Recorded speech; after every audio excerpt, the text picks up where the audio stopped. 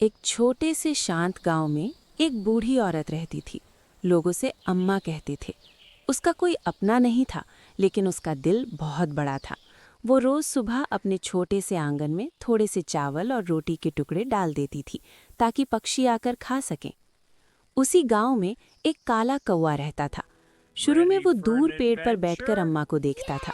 उसे लगता था कि इंसान भरोसे के लायक नहीं होते, लेकिन जब उसने कई दिनों तक देखा कि अम्मा बिना किसी स्वार्थ के रोज खाना रखती है, तो एक दिन वो धीरे धीरे नीचे आया और खाना खाने लगा। अम्मा मुस्कुराई और बोली, आओ बेटा, डरना मत, ये सब तुम्हारे लिए ही है। उस दिन के बाद कौवा रोज आने लगा। धीरे धीरे वो अम्मा के और करीब हो गया। अब वो उसके कंधे पर भी बैठ जाता था। अम्मा उससे बातें करती जैसे वो उसका अपना बच्चा हो।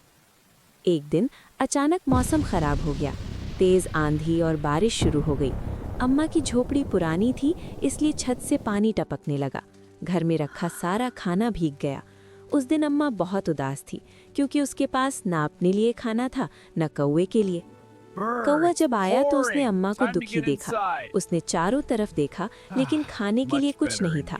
वो समझ गया कि आज अम्मा मुसीबत में है। कौवा तुरंत उड़ गया।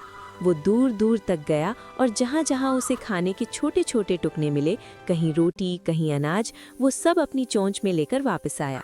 उसने वो सब अम्मा के सामने गिरा दिया। अम्मा ये देखकर हैरान रह गई। उसकी आंखों में आंसू आ गए।